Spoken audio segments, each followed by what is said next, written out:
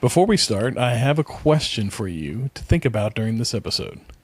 So, desert island, top 5 lists, and what you would bring questions are pretty ubiquitous. Like, we've all heard a bunch of them. You're familiar with them. You know what I'm talking about here, right?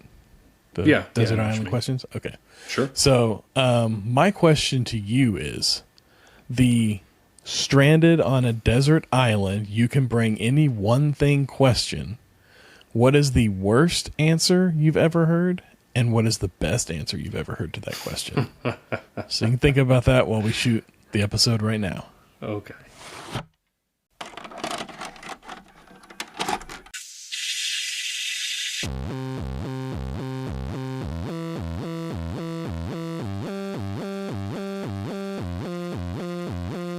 Your local video store card. A comic book in your back pocket. Games with no tutorials. Music you had to discover. And drinking water straight from the hose. These are the things us millennials remember fondly. We are the Jennings brothers. Join us after the streetlights come on as we race our bikes from the top of the hill right down memory lane. Exchange those quarters because this podcast takes tokens.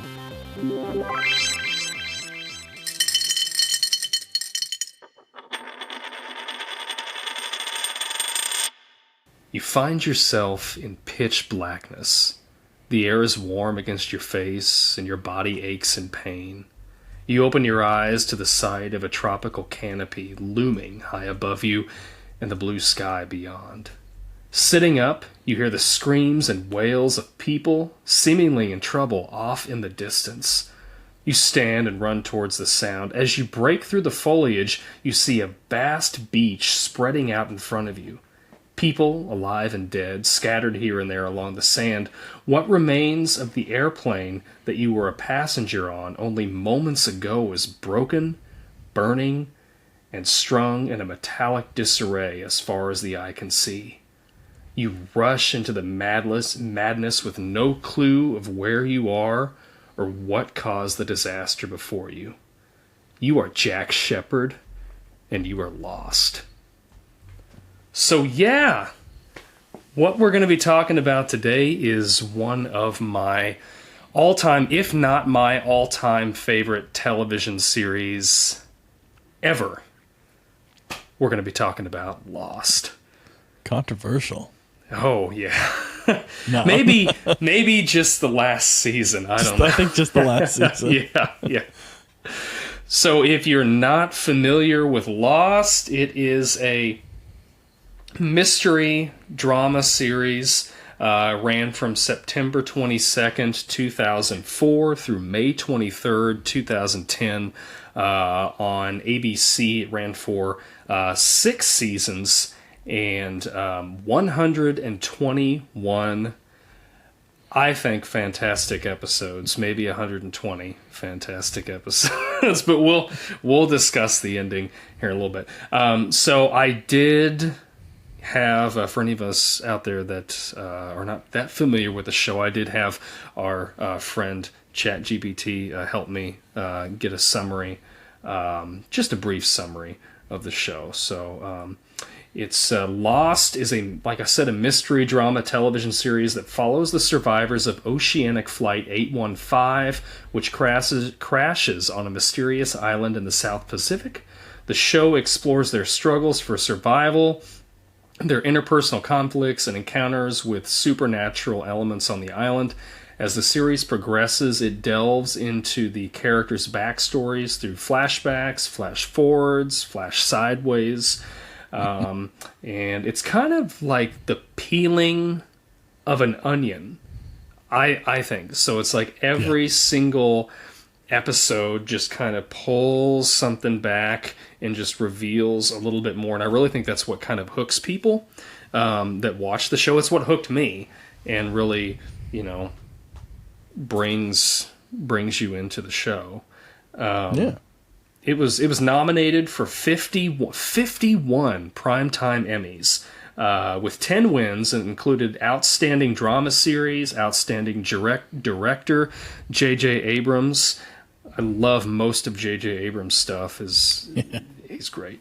Outstanding supporting actor, Terry O'Quinn as John Locke. Also, Michael Emerson as Benjamin Linus. It was nominated for 7 Golden Globes with 1 win, won Best Drama Series. And I looked up, I was curious how many viewers this was having on average.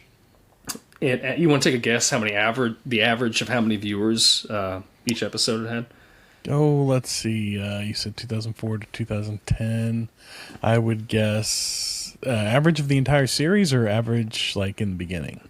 Average per episode throughout the entire... They took all the numbers from the entire series and averaged it out. 10 million per. Close. Right. 11 million viewers per episode. Right. Yeah, that sounds about right. Yeah. Filmed in Hawaii, too. They did film it in Hawaii. And the locales on this show are just killer, gorgeous, and I love it. That's one of my favorite things about watching the show is just looking at all the different, it's beautiful, scenery, green and lush. Yeah, you said it started in 2004, September of 2004. 2004. Yep. That means it's almost 20 years old. I know. Gosh, that's wild to think about. Almost 20 years ago. That's crazy. Oh my gosh. That would be like, it's almost old enough to drink and get its own DUI. It is. You know what? I don't even know if Nick at Night's still a thing, but this means this could probably air on Nick at Night. Because when we were kids, Nick at Night is a thing, but I mean, it's all Friends and Mike and Molly right now. Whenever we go on vacation, we find Nick at Night and we watch Friends and Mike and Molly when we go to bed. Oh my gosh. Like when we were growing up, it was like the Dick Van Dyke Show, Three's Company, Brady Bunch. Bewitched, all that. Bewitched. Yeah. And man, gosh, if that doesn't make you feel old, it's just nuts. 20 years, that's crazy. That is nuts, man. So a couple of the main cast, I thought I'd just kind of run down some main cast members, and then we can kind of get into some discussions on this. So there was a lot of people that came and went on this show. There's a lot of fairly big names, and then there's some not all big at the time, though. No. I think this show made names for several people.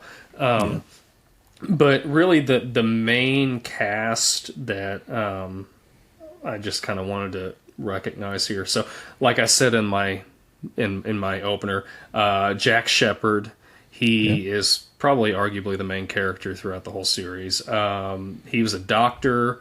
The reason he was on the flight, he was bringing his dead father home from Australia. John Locke, he was actually... Do you remember John Locke? He was a paraplegic. Yeah. But we didn't know that at the begining. No, we did not know it at the beginning. Yeah. And Kate Austin, she was a convict that was she was on the run. She had killed her abusive stepfather, I believe. Then we had Sawyer.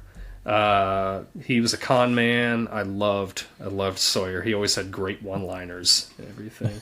Hurley, he was... I don't know. He was fun. He was kind of the just the guy that you'd want to hang out with. Absolutely. Yeah. Yeah. He was a lottery winner. Him. Yeah. Even without the money, he'd be a great hang. Oh yeah, he would. Absolutely would. Saeed, he was a CIA informant.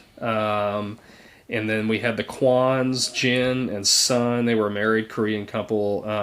Jin, he was in the Korean mob. And then the other character I wanted to mention, he doesn't show up till a little bit later, but it's Benjamin Linus. And the reason I talk about Ben Linus is because that is my favorite character in the show. Really? So much so that I named my dog after him. Not Snoopy? No, not Snoopy. Not the Peanuts character? Yeah.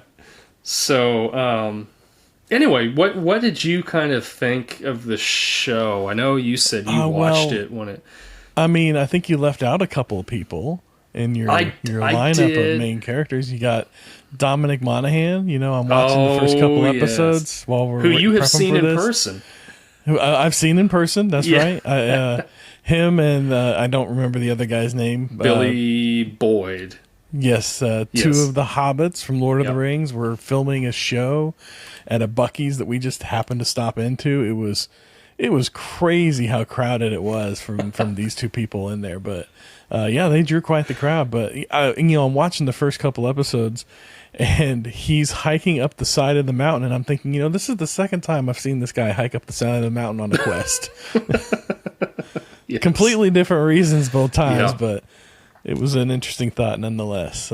He But was a great character because he was a rock or an ex rock star. yeah. Well, I mean, kind of still, but he was burnt out. Yeah. Well, didn't his brother like kick him out, I think, of the band or something like, because he had a drug remember. problem. That was his thing. Yeah, he had the drug problem. Yeah. He had a drug problem, and watching he had probably my favorite arc in the entire series because he had this drug problem, and he was constantly like, I remember in the show he was constantly trying to find, I think, his stash of Heroin. drugs. Like, yes, it was heroin, and he eventually overcomes that. Unfortunately, he loses his life. Yeah. But he gives his life to save everybody else, and it's such a heroic thing. And I did love that Redemptive character arc. for that. Yeah. And You there's gotta that love a redemptive classic. arc. Oh yeah, and just that classic shot where he's getting ready to drown, and he writes He's "Not frantically Penny's writing on his boat" hand. Yeah. on his hand, and it goes up against the glass. Oh my gosh! So yeah, I was planning on talking about this kind of in order by season, but Yeah, we can jump around. it's fine. Yeah. I don't think there's any wrong way to talk about this. Probably if you're listening to this, I'm sure you've at least watched some of Lost. So hope we don't spoil much for you, I guess. I don't know. Or maybe I do. I don't know. Whatever. So yeah, I remember watching this. Initially, I think I was living in Clinton at the time, and I would come back up here,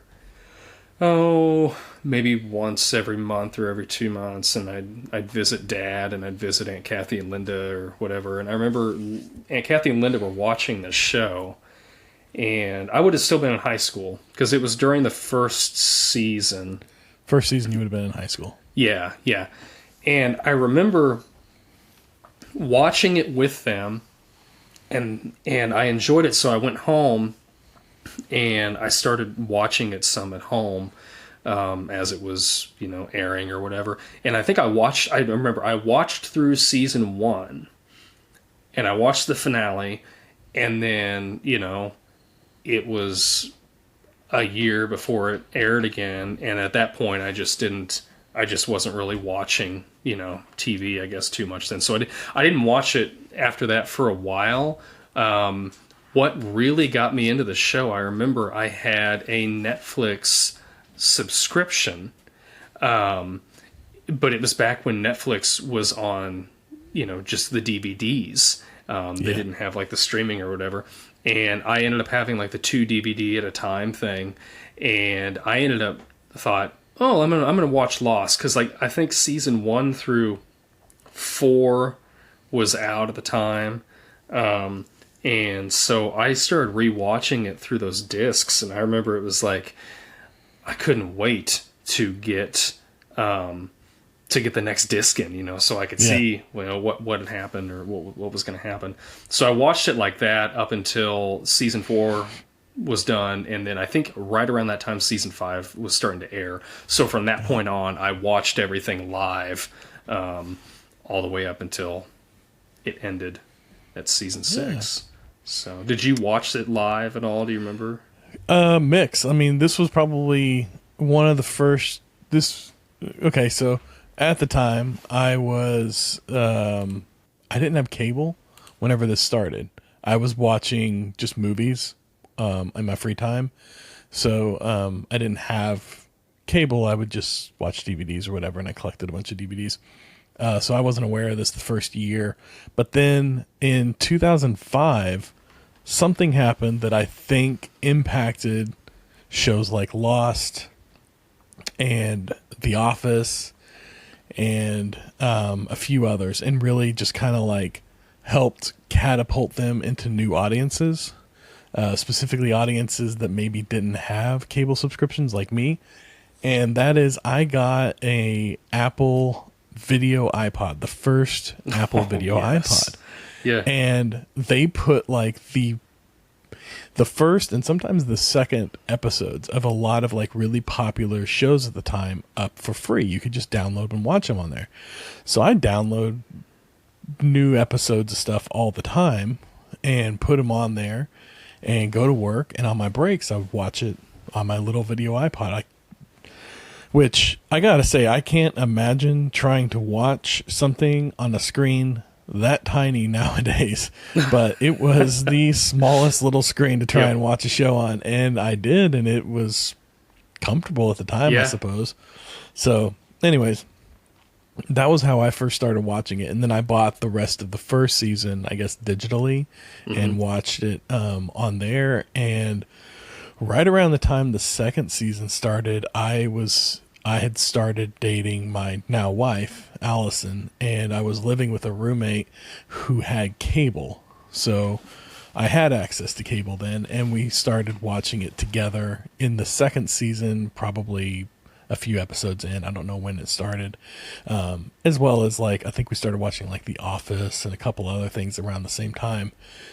And then as our relationship progressed and eventually we moved in together, we continued to watch the show. And this is one of those shows that we watched every week as it came out.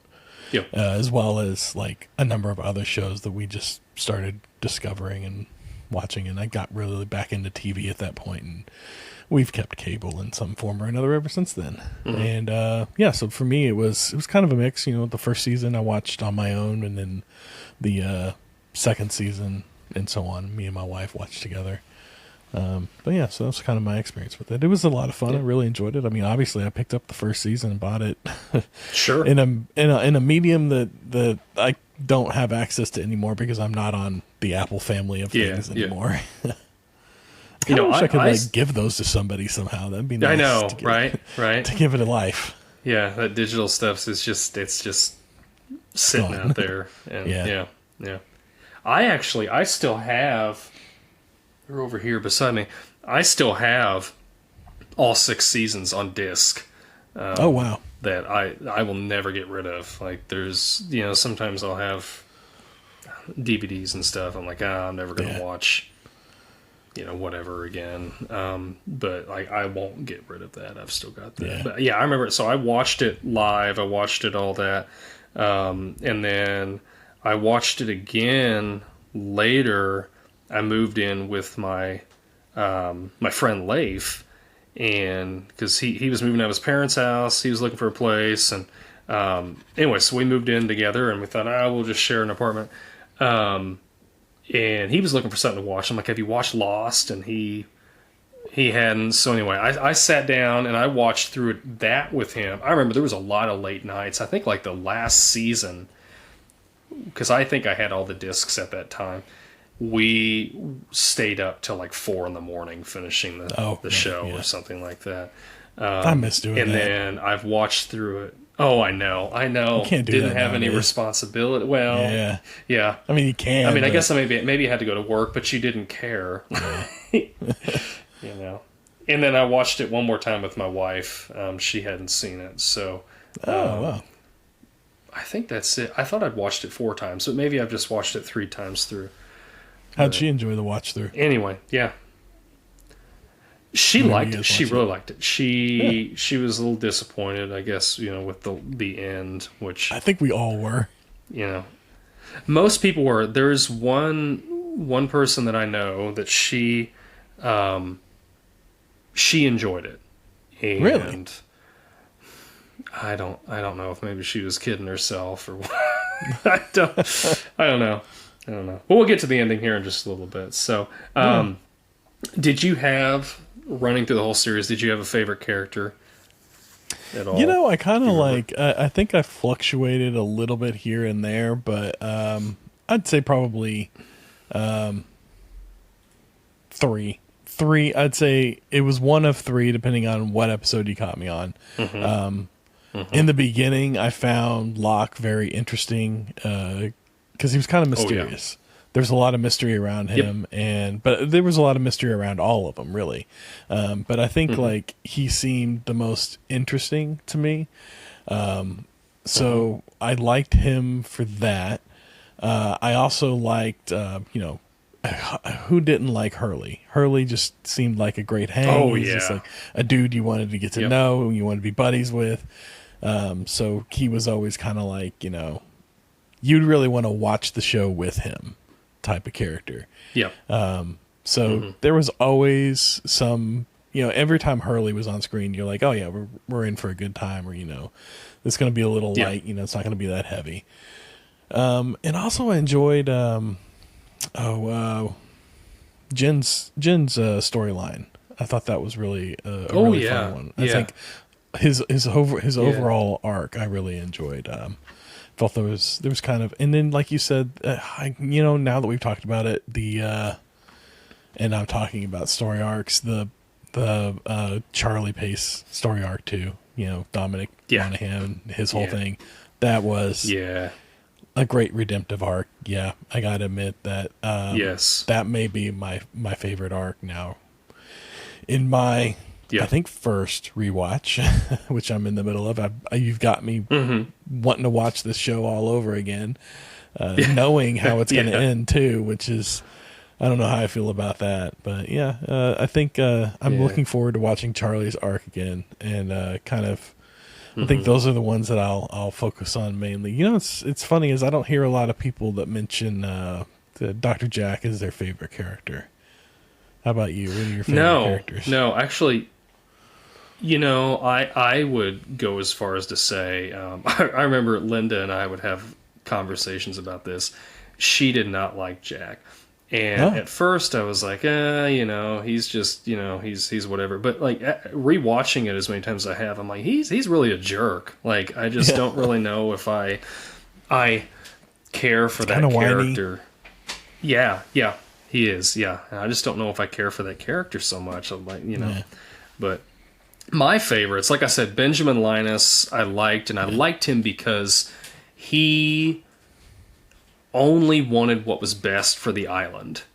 Like he seemed a little ruthless, and he was at times, but it was all for the island, and I admired that about him.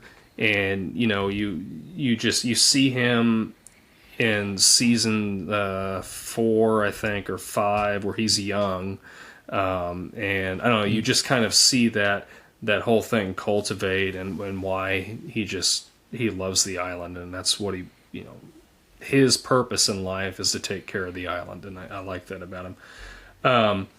I also liked, like you were saying, John Locke was such a good character, like, because he was very much like Benjamin, like Linus in that way, where he wanted to, he loved the island, and he wanted to make sure, like, they presented those characters. Well, they presented both those characters kind of the same, where it's like you don't know if they are a good guy or a bad guy half the time, and then whenever you think you got a good footing on them, they kind of switch it up on you.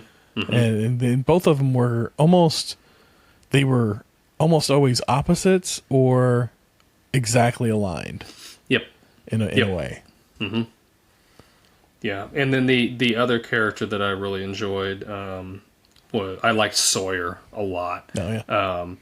I liked that because he really had a redemptive arc to him too. He's this con man, and he's just trying to, swindle people, and he ends up being a very likable character that's, really just trying to, win the love of a woman, or, just try to become a better man, I guess. And then he has one of the best lines. In his own way. Yeah. He has one of the best lines in the series, and it's the first season where they have tied him up to the tree, and Kate goes and is talking to him about something. I can't remember what it is, but he says, "Baby, I'm tied to a tree in a jungle full of mystery. And I love that line so much. It's so good. So how But, I was rewatching the show, Yeah. the first few episodes to kind of prepare for this, and I'm watching it, and I'm thinking to myself back on some of our previous episodes, specifically the X-Men episode, and I'm thinking, how is this guy not cast as Gambit? Oh, he would has have been the great, perfect right? look for Gambit. Yep. He would have been fantastic as Gambit. Yeah. Yeah. And they were doing all the X-Men movies back then. Come on. Yeah. We need a Should time have been. machine. Should have been. I know. So the first season really just deals with the survivors of Oceanic Flight 815. They were flying, it was a flight from Sydney, Australia to Los Angeles, California, and the plane goes down somewhere in the Pacific, and they're on this island that's just a mystery to them. Really, the first episode, it just plays out like there's been a plane crash and they're on this deserted island and whatever. And it's not until the end of, I think, the episode, if I remember right, where the smoke monster, is he the smoke monster or the polar bear that shows up? And it's the end of the first episode. They don't show it, but you hear it. Just kind of sounds like a big monster moving around in the jungle. Yeah, lots of roar. Like you could almost. I remember thinking, is that a T-Rex? And then, I think in a later episode, somebody said maybe it's a dinosaur. Yeah. But Yep. Yeah. Because that's kind of what it sounded like. It did, and you could kind of see the trees moving off in the distance, and so it really, that first season just kind of dives into all of our main characters, and it'll go through the present and what's happening, how they're trying to survive on the island, and then it does the famous flashbacks, and I love that sound. It's that sound when it goes to and I love it to this day every time I hear it. And every episode really, at least in the first season, really focused on one specific character. They would have other characters doing things, but it would have like Jack and his backstory and why he was in Australia. His father's an alcoholic and he ends up dying, so he's kind of estranged from his father, but he's like, oh, I gotta go over, somebody's got to go recover his body, so he does that. And then, is it the first season? It is the first season. So his father's body is in the plane because he's taking it back to the States to bury him. But as he's on the beach, he sees his father walking along the beach and walking into the jungle. And so that's what's so great, I think. So if you've watched any like TED Talks, there's that really famous one with J.J. Abrams, and he talks about his whole mystery box idea, and how every episode of whatever you're writing, you need to have a mystery box, so you answer one thing, but then as you're answering one mystery, you're always presenting another, and I feel like that's what made the show so great, because you're constantly having more things being presented to you. You may have one thing answered and then something else is coming along. But that first season really is focusing on the cast and what led them to get on the plane, and it ends with your characters. Yeah. And it ends with John and I think Jack finding the hatch.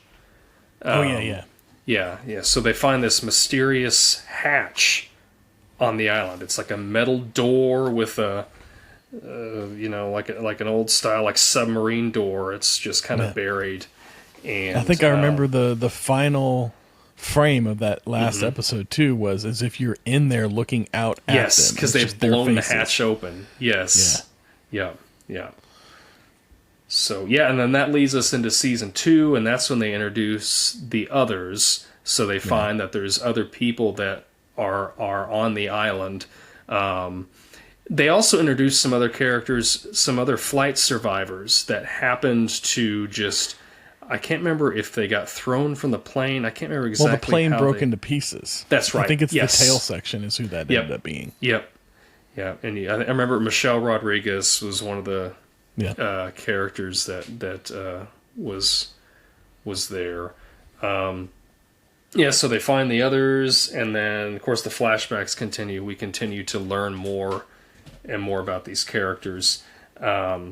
And I remember, like, Jack and John in this season were having, like, a lot of friction. You know, John thought things needed to go one way, and Jack thought they needed to go another. Kind of leads us into 3. 3 is, I really felt like, where it really started picking up some more, because then you've got Desmond, which Desmond may have been in season 2. There's a man living down inside the hatch, and he has been down there for Lord knows how long. And I think that was season 2. Was season okay? But So I don't know often if they met him right away. No, you're right. They didn't. Because we got breadcrumbs for him throughout the season. I think throughout that second season. Yes. And every so often, there's an alarm that goes off, and he has to go over and he has to put in... Do you remember what the numbers are? I don't remember the exact numbers, but I remember, like, there was a hot debate about the numbers. Yeah. So I did write them down, so I'm not going to sit here and say that I remember them. I was close. I was close, but then I ended up Googling them just to make sure. It was, 4, 8, 15, 16, 23, 42. And at one point, at my height of being like a fanboy about this, I really wanted to get those tattooed on me. But I didn't. How many people do you think got that tattooed on them? I don't know. And are looking at it now going, well, I don't remember what these numbers are. Yeah. So anyway, he's got to put that code in, and he doesn't really know why he's putting that in. He's just been told, you need to put this in before the timer counts down. And oddly enough, those numbers are also the numbers that Hurley used to win the lottery. Yeah. So we end up discovering there's kind of more to these numbers than meets the eye. They've just... I'm trying to remember everything exactly that happens in this season, but I remember they had it's a magnetic force or something that the island has that they're... By putting that code in, they're dissipating it instead of letting it build up. I think, and if I remember correctly, he didn't put it in one time, and that's what brought down their flight, is what he believes. Yes. Yeah. Because I can't remember what had happened. Did he got drunk or something, and something. Yeah. But I think he put it in after the fact, or there was like a failsafe or something like that, and I think so. He enacted it. Yeah. I can't remember all the details of it. It's been 20 years. I know, exactly. Yeah.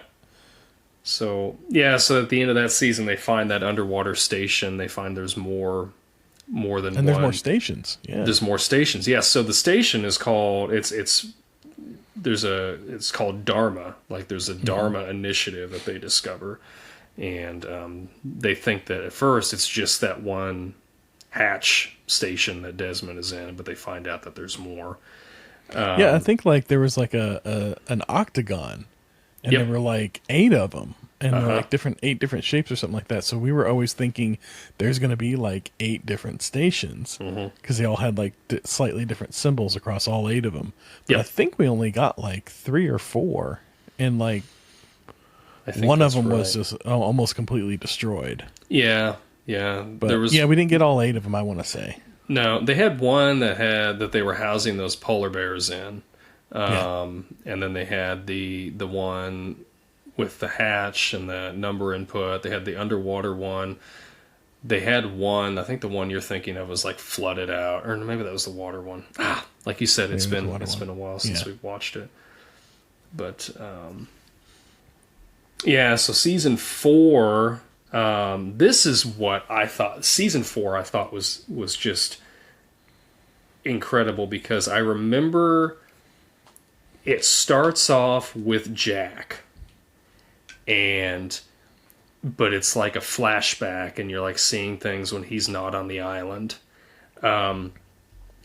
And then by the end of the episode, like Jack, he's going to meet somebody, and Twist comes out of a car is Kate, and he tells Kate, "We've got to go back. We've got to go back to the island." And you realize it's been a flash forward that whole time. So like that was just incredible to me. Like my mind was blown. I don't know. Yeah, because you're so used to having all these flashbacks, and you're like, wait a minute, what is going on? That was a here? good twist. Yeah, that made like I remember thinking going forward on like other shows that used this like flashback sequence narrative device. I remember several shows thinking maybe this is a flash forward and they're going to give us that twist. Yeah. And being wrong most of the time, but there were a couple times where like other shows kind of tried to play with that flashing forward and flashing back thing, and that really makes it confusing. Yeah. Like I think in Lost, because they kind of set the groundwork for using this device really effectively, they kind of nailed it. And it just fit with the show. But then you see other shows that come along afterwards trying to utilize this same narrative device of we're going to flash forward, we're going to flash back, we're going to flash sideways, we're going to do alternative realities. Yep. And it just didn't work. It felt like reaching in a lot of cases. It gets overused, overplayed. But with Lost, I feel like they used it just right, and it worked.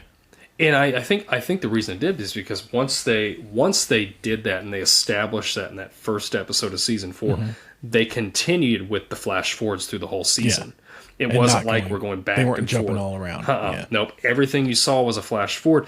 And because we find out that at the end of that season, there is a group of people from Jack that are following Jack. They get rescued and taken off the island.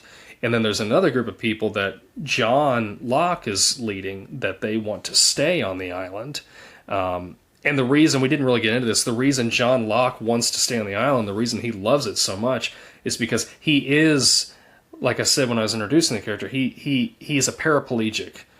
They go into the backstory about how he lost his ability to walk, and I think he had a car accident. I can't remember. No, his dad pushed him out a window. That's right. Yes. Yes. Crazy. Thank you. And so when he gets on the island, he wakes up in the first episode, and you see it where he looks down at his feet and he realizes he can move them. But at the time, they haven't told you that he was paralyzed before he went on the island. So, but he's able to walk and move and do all this on the island, and that's why he loves it. He doesn't want to leave the island. You know, he can finally utilize all those survival skills he's been sharpening for the past few years. He can finally live he's living the adventure that he has wanted to live forever, being on this island. A first generation prepper right there. Yeah, that's right. Yes. Oh, so then we get to season 5, and season 5 may be my favorite because this is where they introduce time travel. I'm always a sucker for any time travel story. Yes. And a lot of the group goes back in time to the 70s when they first started having the Dharma Initiative there on the island, and that's when we meet Ben Linus as really a teenager, I guess. He's probably, 12 or 13, maybe 14. I think so, yeah. Yeah. And I remember they were building the hatch, and they had come up with the idea that if they blew that hatch up, that Dharma station, that they wouldn't, it would have never went off, and it would have never dragged the plane down, and they wouldn't have crashed. And so that whole season, they're trying to like figure out how to prevent what had happened. And I love that scene when Hurley is driving the Volkswagen bus around. Do you remember that? Yeah. Yeah, I don't know. It's just a fun scene. Yeah. He was just having fun. Yeah, he was. He was. That was early. He was always having fun. It was. So they do. Yeah, they end up they blow up the hatch, and then that leads us into season 6, and they have a different. They're off the island, but it's like everything's different. Like, do you remember this? Like, Sawyer wasn't a con man. He was like a... Oh, this is like that sideways alternate reality thing. Yes. Right? Yes. He's like an FBI agent, and he says that, like, that LaFleur, when he was a con man, that was like a code. Or no, that was his... LaFleur was his con man's name or something like that. And then LaFleur in this... Sideways universe is like a code to get help from the other officers or whatever. Yeah. See, I think it was like around this time. I think it was like towards the end of this season where I felt like this show is starting to come off the rails. Yeah. And I didn't like the directions I was starting to see it go. Mm-hmm. For me, this is where it started losing me. I agree with you. So when they were showing, they didn't tell us it was a flash sideways for a long time. It was several episodes. And I kept remember thinking, like, what is going on? This just doesn't seem to add up very well. And then when you find out this is like an alternate reality. I still don't know what it was. Was it an alternate reality? Or was it like... I think they were trying to figure out how to stretch it out. I feel like this show had 5 seasons in it, in the tank, and they were trying to stretch it to like 8 seasons or something. Yep. And it just wasn't working. Yep. Yeah, because like I've heard people throw out theories of like, oh, it's like, what's it? It's like not heaven, like the intermediary. Purgatory, yes, thank you. Yeah. Like it's purgatory because the very last scene of them in that flash sideways is they're all like meeting at the church, and then they close the door and it gets really bright, and you're like, oh, okay, they all went to heaven, or whatever. I don't know. That fell flat with me. The scenes on the island I wasn't that upset with mostly. We find out that the smoke monster there's him like and this guy named Jacob. Guy. Yeah, and it's like black and white, and I don't really know exactly what almost. Yeah. But they're brothers. It's weird. Yeah, it's that part weird. Didn't make a whole lot of sense either. I feel like that was one of those things where they started writing it and they just kept they were just like, yeah, we'll gloss over this and we'll move on with the day. We don't need to get into the details because details lock us down. So they were kind of trying to avoid getting too specific on a lot of things, but at the same time, they're setting up a lot of things and not closing off a lot of things. And this is where it really just like it was coming apart for me. Yeah, it was like, so you're supposed to, like, I understand a mystery box, but there comes a point, especially when you're wrapping stuff up, you need to be answering more questions than you're leaving. I'm okay. Like, I personally, I like ambiguous endings to things because I think it's fun and it adds conversation. But this was like it was almost like it was like they were trying to be ambiguous, but at the same time they were like, "But this is what we want you to believe." Yeah, yeah. But it's ambiguous, right? But this is what it is. Yeah, yeah. But it's kind of ambiguous, and you're like, "Well, I mean, is it supposed to be ambiguous and mysterious, or are you leading me down a specific path? Because you can't walk both." Yeah. And then they had the kind of climax was like all the energy was being stored and they had to like put the cork in it. So like Jack is literally like putting a like a concrete or a rock cork. Yeah, like a into big, where like, yeah. this light is protruding out, which I thought was, again, I'm just gonna say I thought it was stupid. Yeah. This show is still my favorite show of all time, but it falls flat in the end. But I did like that Hurley was given the keys to the island at the end. You know, you're like, oh, okay. And then he asked Ben to help him take care of the island, and I thought, well, that's nice, because that's what Ben wanted, you know, the whole time. That's what he's been trying to do. And I did like the very first episode, the very first scene is Jack opening his eyes. Yeah. The very last thing you see in the show is Jack closing his eyes, dying. Was he dying? Okay. Yeah, yeah. And I thought that was I liked the end caps of that.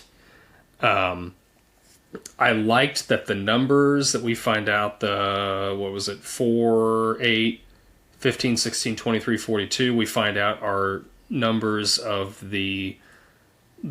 some of the survivors, like our main cast. It's Jacob, the good guy of the brothers on the island, trying to figure out like who could take care of the island best. Oh, was that what that was? Yeah, that's what that was. How did the numbers play into that? They were numbered by. Everybody was given a number instead of a name. Yeah. And that's so it was really like their seat. Oh yeah, because it was all their seat numbers on the flight too. That's right. Yeah, I think that's right. Yeah.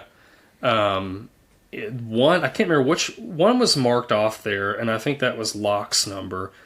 Which, that's one thing I was going to ask you. If you could make one change to the series to make the ending better, what would it be? And while you're thinking about that, I can kind of tell you, I thought that it was dumb that I didn't really mention this earlier, but they end up killing off Locke. And then in season 6, when you see Locke, he's actually the actor, but not the character. Yeah, you see Terry O'Quinn, but he's not Locke. He's the man in black. Yeah. That's also the smoke monster, and he's taking on the appearance of Locke. And I thought they really did a disservice to that character, because John should have been the one to get the keys to the island, I think, because he was all on board with it. I would have been okay if they would have killed off John, but if they would have killed him off by him fighting the man in black and defeating him, but dying in the process in order to save the island. Like, I would have been okay with something like that. But I don't know. I thought they did a disservice to his character and kind of went backwards with him a little bit. But that's the change. I thought they should have kept John actually alive. And they could have killed him off in some capacity, like I said. But yeah, I don't know. Yeah. There was a lot of that. Okay, so to answer your question, if I could change the show, if I could make one change to the show, okay, I would. Season 3, episode 23, the last episode of season 3 would be the end of the show. It would be Dominic, or what's his name? What's his character's name? Charlie. Holding up his hand, not Penny's boat. End of the show. Just end it there. Really? That's the best ending you could hope for. That's it. The rest of it is just like, it's cliffhanger left off to nothing. Yeah. Maybe we get like a 2-hour made for TV movie where they wrap it up a little neater, like they actually get rescued from the island and they abandon all this like purgatory garbage and focus on, it's just like a mysterious island and we don't necessarily have to have the answers to what the island is, but they get rescued and they return to real life. Yeah. That would be my fix. That would have been your fix. Okay. But then we wouldn't have had season 5, which was so that's good. Fine. Or Daniel Faraday. I didn't even talk about Daniel Faraday. Yeah. He was the physicist that invents, I think, And his he's mother he's killed the him. reason for the time travel. Yeah. But yeah, they killed him, and he was another one of my favorite characters. I liked him a lot. They killed him back in the 70s at the hand of his own mother. That's just the weirdest thing. Yeah. The whole show, man. It's a weird show. Yeah. But you're right. I know I've seen some interviews with J.J. Abrams and Damien Lindelof, who's the other writer and co-creator of the show. They went into the show with some ideas, like this is what we're going to do, but they didn't know, like they didn't go into the show knowing how they were going to end it. Oh, I've heard that they went into it knowing how they were going to end it. Oh, really? Interviews. Okay. I watched a couple of like recap YouTube things before doing this to kind of get fresh on the show myself, and that was brought up a couple times, is that they knew what they wanted to do for an ending, like a final ending, but they didn't know how to get there after they had built up so much over the season. So that's why the last season feels rushed and everything, is because they didn't know how to get from the end of 5 to the end of 6. So they kind of written themselves back into a corner. I could kind of see that. Yeah. But at the same time, I don't like the ending that they had planned to begin with. So, and also because like, I felt like that was, so whenever you look back on watching the show and being back in that time, put yourself 15 to 20 years ago, listening to all the theories online and all the people talking about like what's going on with Lost, what does it all mean? Purgatory was at the top of what people's assumption of what the whole show was about. It's going to be purgatory. That was almost always the answer that people would come to. So I felt like whenever we got to the end and it turns out that, it was purgatory this whole time, was kind of I was hoping for a little better. I was hoping that they'd be smarter than their audience, than most of their audience, and come up with something a little more unique. It just kind of, I guess at the time, it felt like they were like, well, the audience wants to see it be purgatory, so we'll make it purgatory. And then hearing interviews later where they're like, yeah, that was kind of our plan the whole time, but we just didn't know how to get there in the end. Yeah. I don't like any of those answers. Yeah. They definitely could have done something else with it. But really, like, you think about it, name me, maybe you can name one, but name me 2 or 3 shows that ended how they should have ended. Well, there's a okay, I'm on the spot. I can't think of anything on the top. There's more. My point is, there's more shows that fall flat when they end than there are that aren't. Because I think you get to a point, especially when it's a series that's got such longevity to it. Like, I know this is 6 seasons, but that's a decent length of a show for a series. You get to a point where you've invested in these characters, you know the story, and your audience has already made up their mind how it's going to end. So you can't. How do you reach that? You know, this is where the Brits got us on TV, because they're like, we're going to do like 4 seasons of this, and that's going to be it. Yeah. And they had like a whole plan, and they shoot it all out. And if it works, it works. And if it doesn't, it doesn't. Yep. And that's one thing I do. Like I enjoy watching a lot of miniseries for that reason, because it's they know what they're doing. This is the start, this is the middle, this is the end, this is what we're doing in episode 9, this is our last episode, and it's done. And like I said, I think that this show, it really was, I know it's cliche to say, but I really think it was ahead of its time in how they for sure did the character building and how they did the mystery, and it really kept viewers coming back, because you're like, they redefined drama on television. For sure. It did, and there was nothing else like it on the air at the time. Maybe the X-Files, but at that point, I think the X-Files had kind of past its peak. I think that this is like our generation's Twin Peaks. So like back in Yeah. the 80s, Yep. they had Twin Peaks. That was like the big show. Yep. This is our generation's version of that. I feel like we're going to have like some sort of, there might be a revival or like a sequel series even at some point, I can imagine.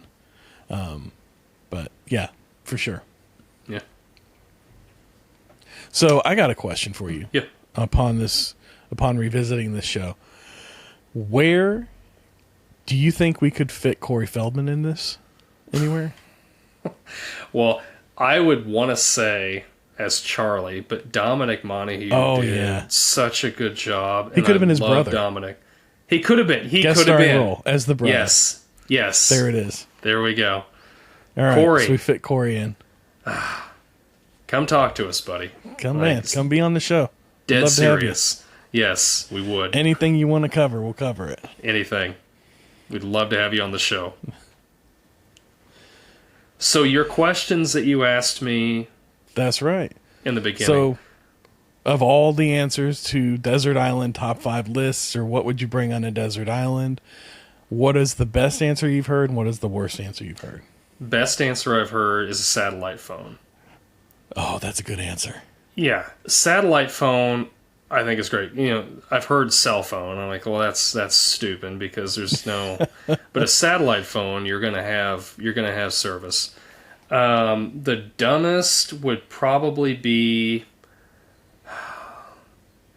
I think I've heard somebody say a TV. Yeah. And I'm like, well, what are you gonna? There's nothing to plug it into. Like, and even if, let's say, they're giving you okay, you want a TV, we're going to give you a generator, you know, whatever it is. Whatever. Suspend disbelief, you can plug it in. Magical. What are you going to do with that? Yeah.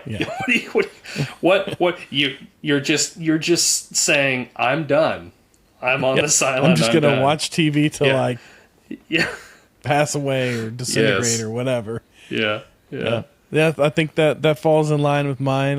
The worst answer is always, I guess it's really the worst question is always like Desert Island top 5 DVDs. Well, if you're on a desert island, you can't watch DVDs now, can you? Because you're going to need the DVD player and the TV and all these other things. So for me, it was always those DVD questions. Yeah. But the best answer I think I've heard is if you remember the episode of The Office where Dwight said he would bring a book. And on the inside, he'd have hollowed out with a knife and all these other things that he needed to survive. So I like the loophole aspect of that one. Yeah. I like it. Yeah. Well, all right. You got any final thoughts you want to share on Lost?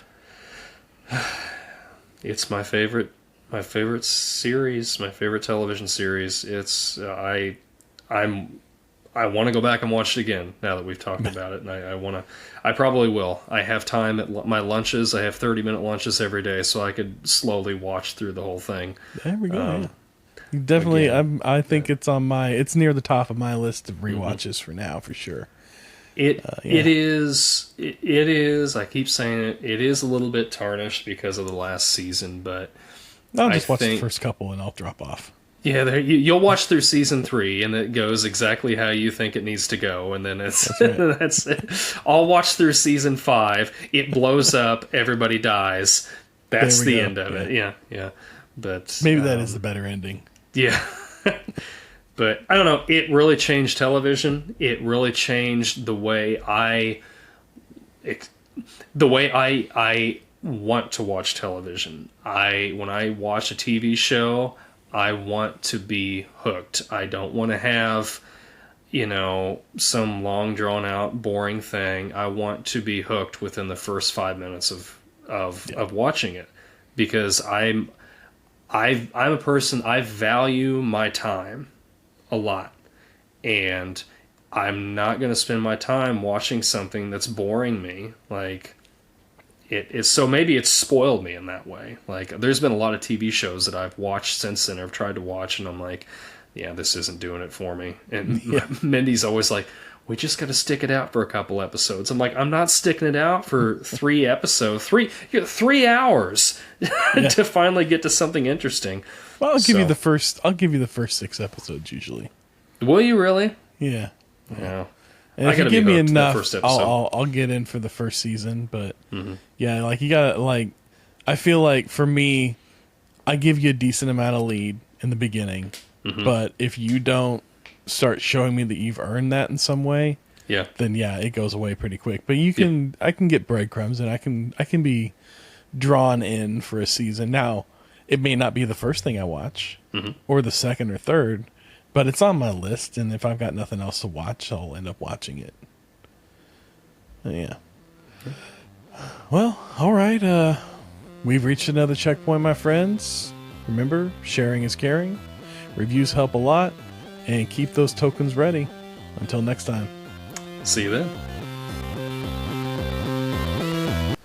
We forgot to mention what we were going to be doing the next week, but that's okay. We can leave it as a mystery. Yeah. It makes sense with the Lost That's right. theme. So, Now we could do a little. We could drop in a little thing after the credits. We could cut in something else real quick if you wanted to.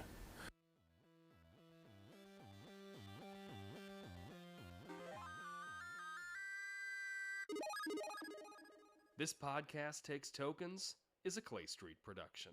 One last thing before we go. Next episode, we'll be covering Vacation. 1983's Vacation, not the remake, the recent one. National Lampoon's. Covering the original National Lampoon's Vacation, Chevy Chase.